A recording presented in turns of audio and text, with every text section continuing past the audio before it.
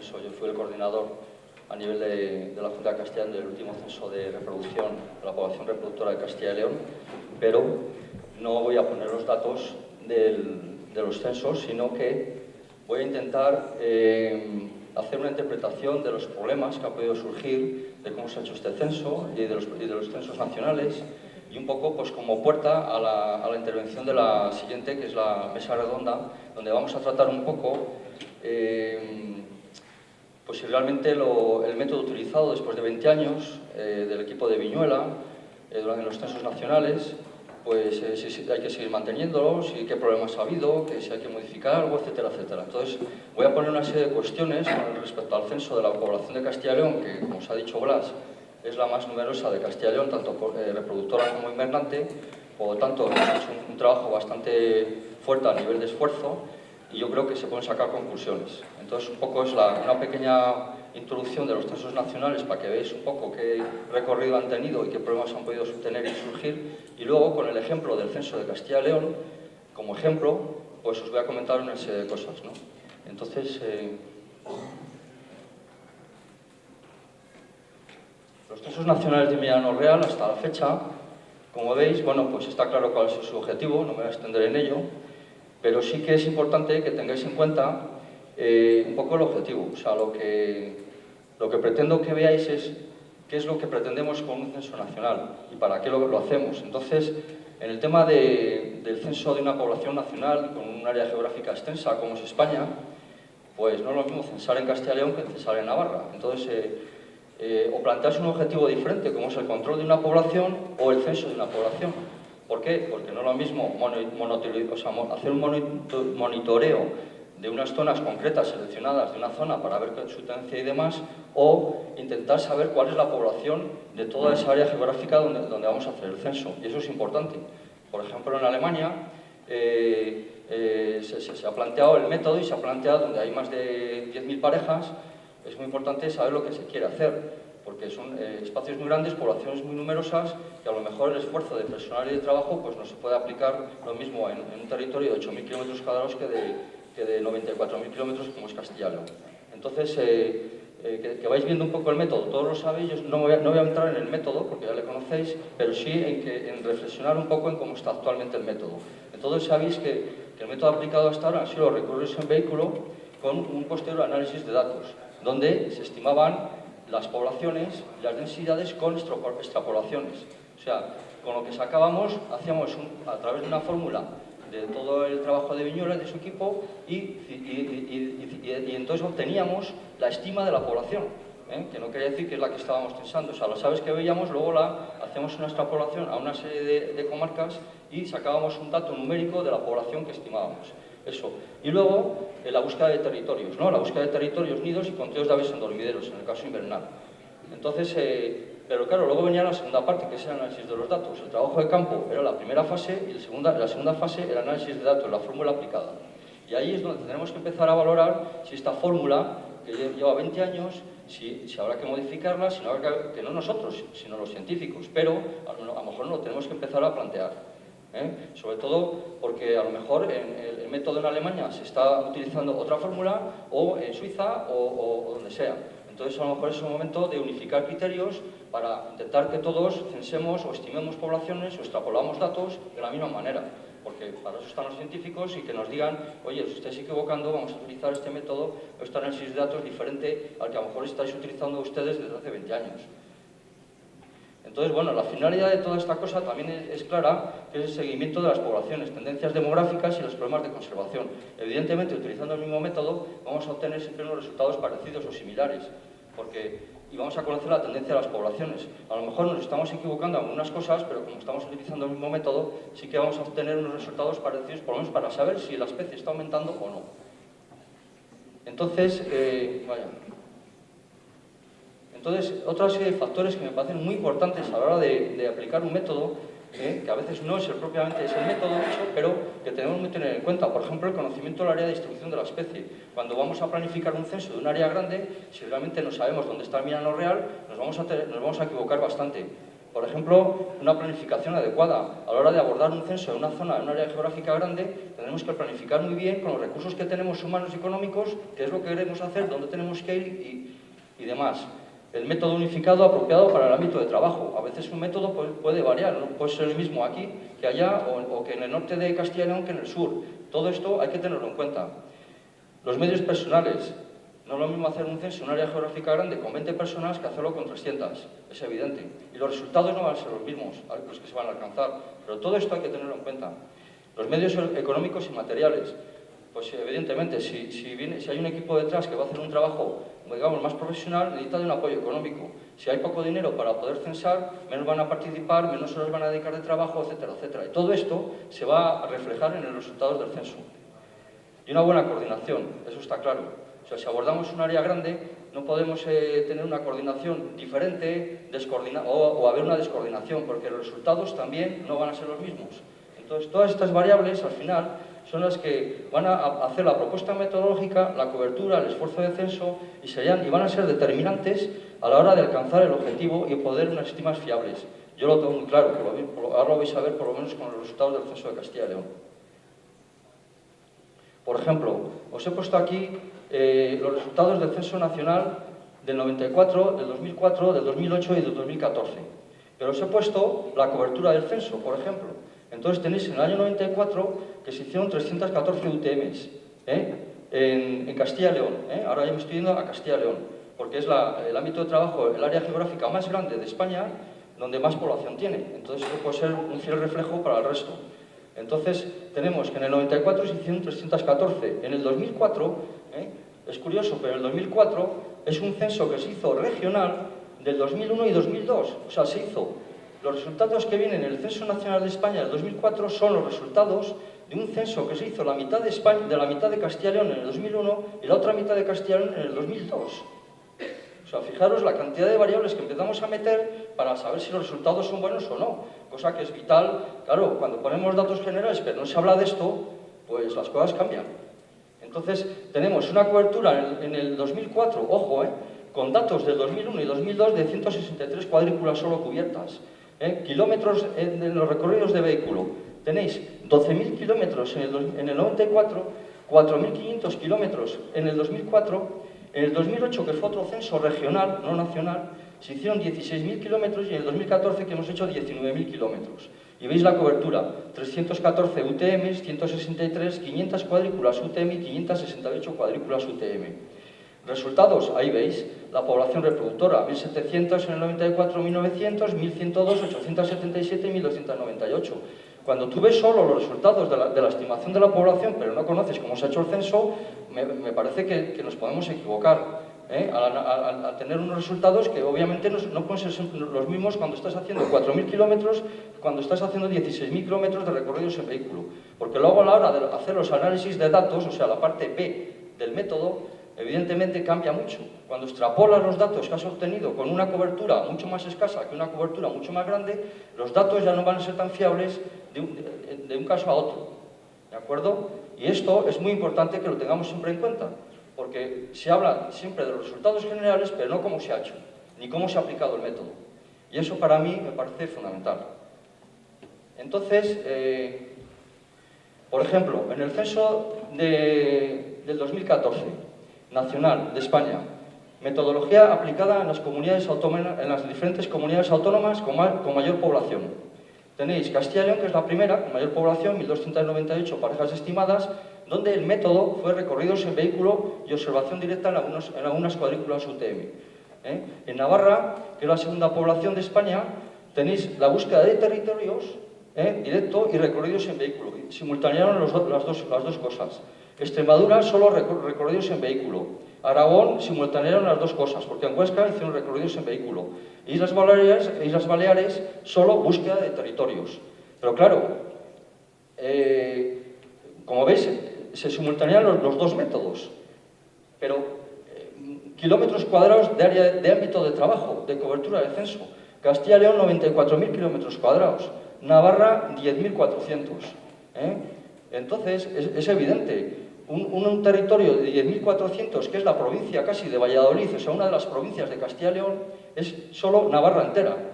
Evidentemente, si nosotros tuviéramos que censar 10.000 kilómetros, nos plantearíamos el conteo directo de territorios, pero cuando tenemos que censar 94.000 kilómetros, porque ahora veréis el mapa de distribución en Castilla y León, que es prácticamente toda la comunidad, pues no podemos, no tenemos infraestructuras para decir vamos a aplicar el método de conteo directo, porque es que no podemos, se nos escapa. Entonces, ya veis, claro, y aquí se ve perfectamente, las dos grandes áreas geográficas con mayor territorio, que son Castilla y León y Extremadura, 94.000 kilómetros y 41.000 kilómetros, las dos se han hecho con recorridos de vehículo. En cambio, todas las comunidades autónomas con una superficie mucho más reducida, que son Islas Baleares, Navarra, bueno, Aragón también es bastante grande, pero como veis se han simultaneado también recorridos en vehículos en Huesca. Se han hecho todas con búsqueda directa de territorios.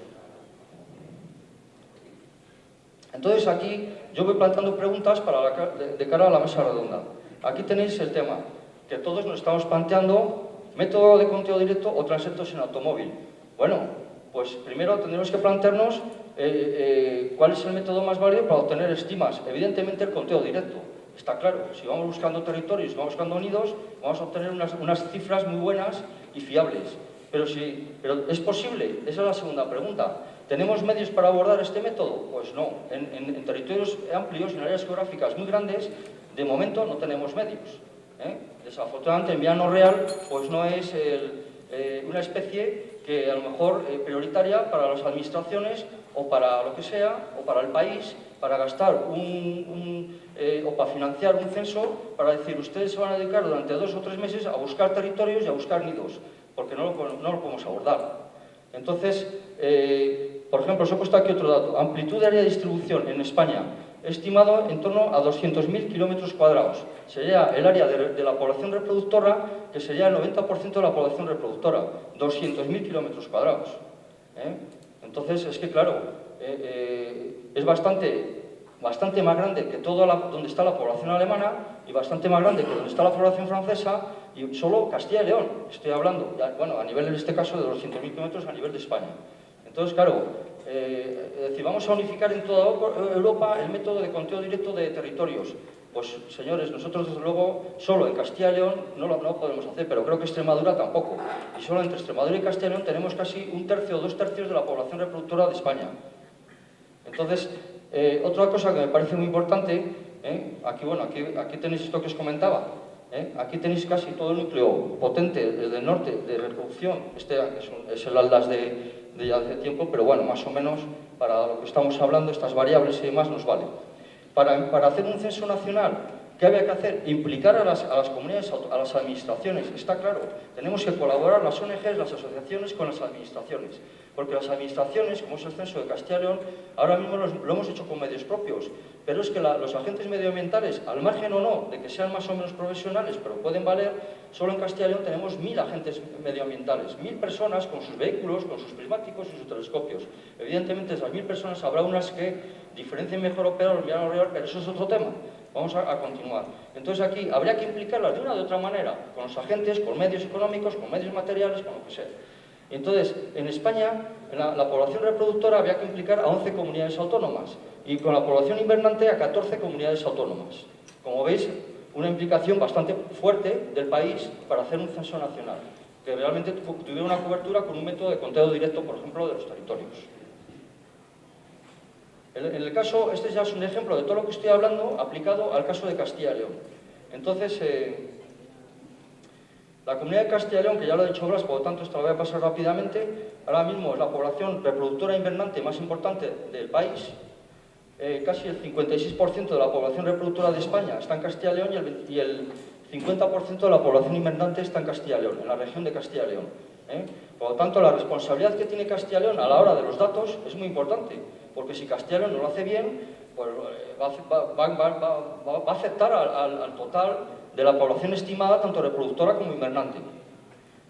Entonces, en el caso de la población invernante, que fue coordinado por el Censo por BirdLife y fue ejecutado el censo de la población invernante por equipos de la Sociedad Española de Ornitología, más voluntarios, más ONGs de la propia Castilla y León, se hizo como hasta ahora, pues con unos resultados bastante buenos, pero estos son resultados. Pero, por ejemplo, Os comento. Estos son todos los dormideros de Castilla y León, ¿de acuerdo? Todos los puntos azules son los dormideros de Castilla y León. Como veis, Salamanca es donde está la población reproductora más importante de Castilla y León. Y esta zona de aquí es otra de Zamora, también donde está toda la población reproductora más importante de Castilla y León, está prácticamente en blanco. Cuando yo, que trabajo especialmente en esas zonas, sé que hay un montón de dormideros que no figuran. ¿Por qué? Pues porque no se ha podido abordar, porque a lo mejor no había suficientes voluntarios de la Sociedad Española de Ornitología o equipos para hacer los dormideros de esas zonas, donde se sabe que hay una abundancia alta de dormideros de Milano Real. Ya ha quedado en blanco. Entonces, evidentemente, luego se ha pasado a la fase B del análisis de datos, donde se han hecho extrapolaciones a esas zonas y se han estimado las poblaciones invernantes, ¿de acuerdo? Pero ya veis cómo se va jugando. O sea, tenemos un mapa donde están todos los dormideros de Castilla y León y zonas con altas concentraciones de dormideros ni siquiera aparecen.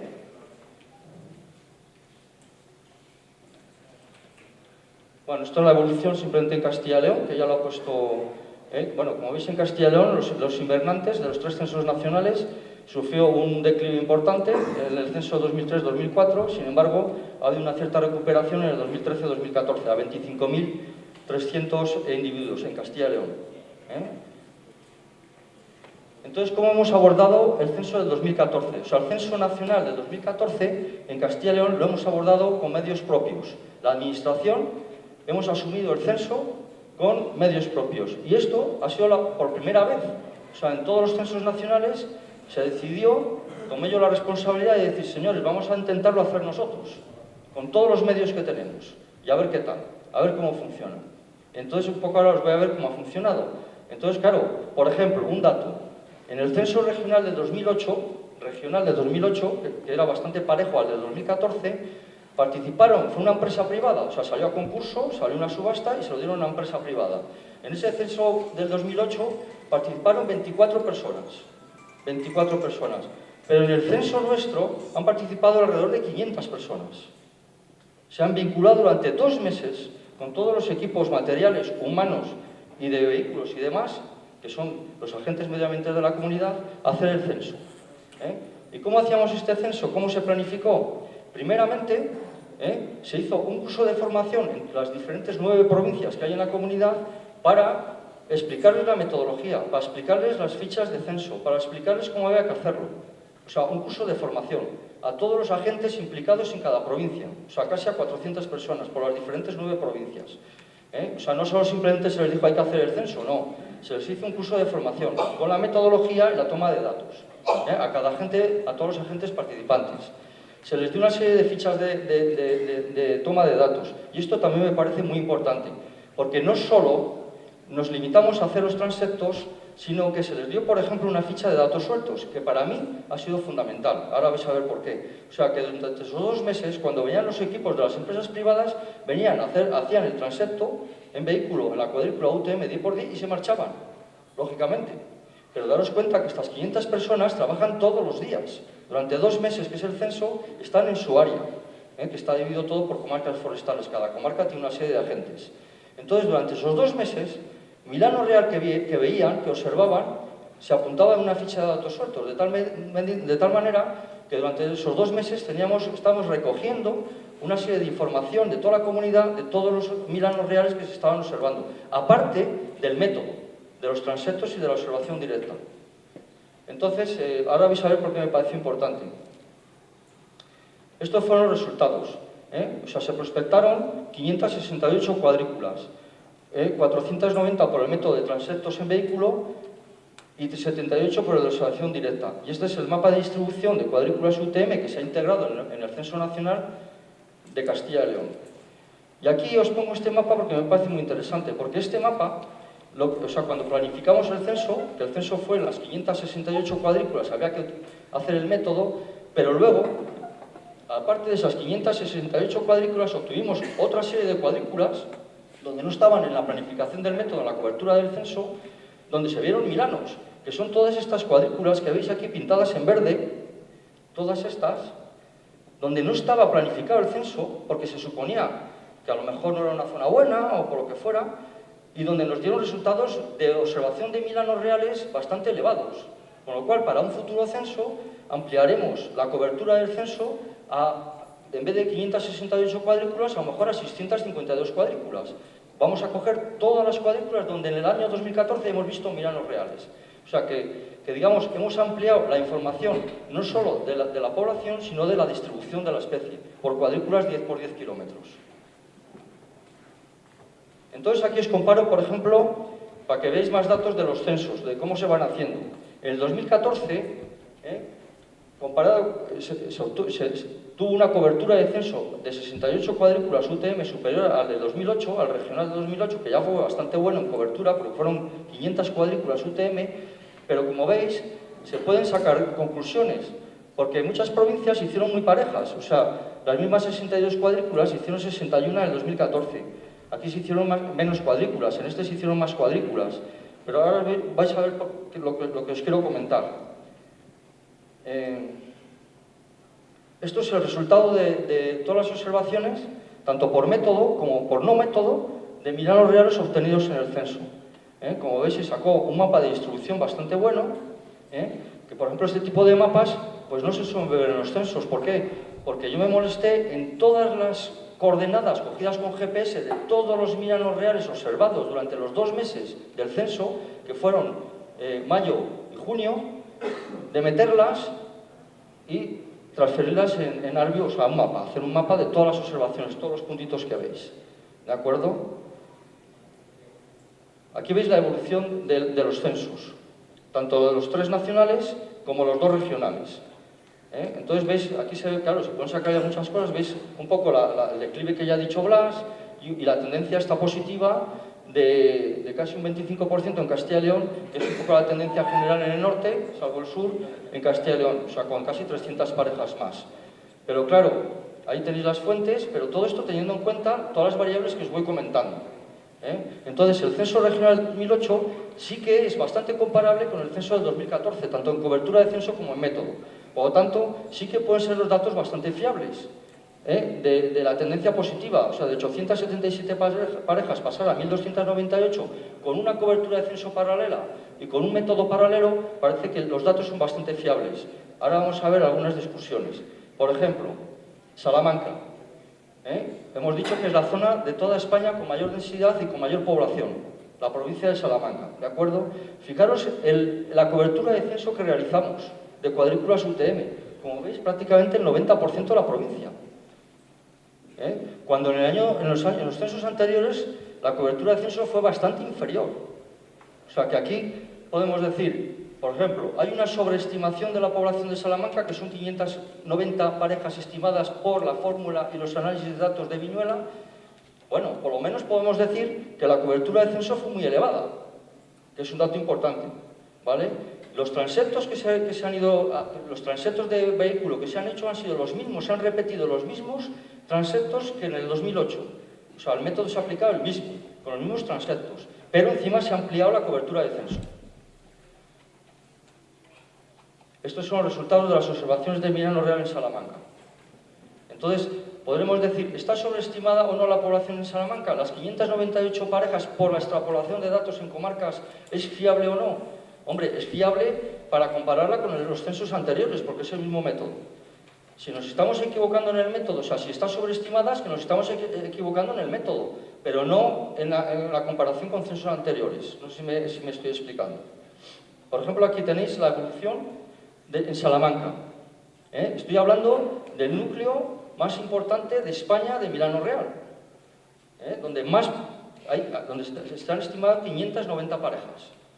Entonces, veis un poco que se repite lo mismo, la misma tendencia que en la comunidad de Castilla y León y la misma tendencia que en muchos países de Europa, porque yo he estado mirando esto incluso en otros países. O sea, que hubo un declive generalizado en los años 2002, 2004, y luego una tendencia ascendente en la población de mayor densidad de España. O sea, puede reflejar lo que está sucediendo en otros sitios. Aquí veis por comarcas naturales, y aquí viene otra cuestión importante en los censos, en el método de los censos, en los análisis de los datos. Sabéis, me imagino los que estáis metidos en esto, que una vez que hemos obtenido los datos de campo, hacemos los análisis de datos y extrapolamos a unas comarcas naturales. Si se han hecho una serie, la muestra ha sido X cuadrículas UTM, extrapolamos al resto de las cuadrículas. Esto es importante. Y obtenemos una estima de la población, ¿vale? Entonces, estas son las comarcas de Salamanca, y aquí hay un dato muy interesante. Como podéis ver, las comarcas con mayor población, que son estas dos, la comarca de Encinar Castellano y la comarca de Quijigales, fijaros la similitud de parejas en el 2008 con el 2014. O sea, después de hacer toda esta historia del método, de los transectos, del análisis de datos, de aplicar la fórmula, nos sale que en el 2008 teníamos 149 parejas y en el 2014 148. Y en Quijigales, la otra población, la más alta de Castilla y León y casi de España, nos salían 133 y 136. Sin embargo, en las poblaciones de las otras comarcas, todas tienen una tendencia positiva al aumento. Todas, prácticamente todas. O sea, los núcleos densos, los más densos posiblemente de España, comparando, bueno, junto con algunas poblaciones de Navarra, han mantenido una cierta estabilidad, pero las comarcas periféricas, las poblaciones periféricas, todas han tenido una tendencia al alza.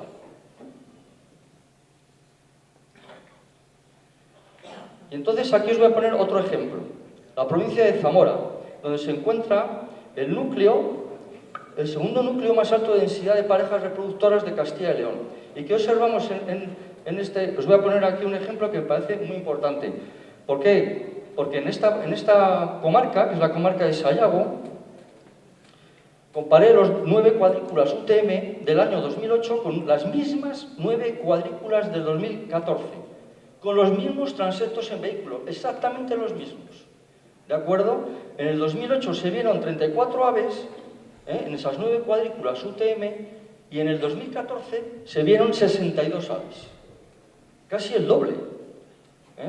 En los mismos transectos y en las mismas cuadrículas. Con lo cual, evidentemente, te podrás equivocar en algún milano real, pero no en el doble.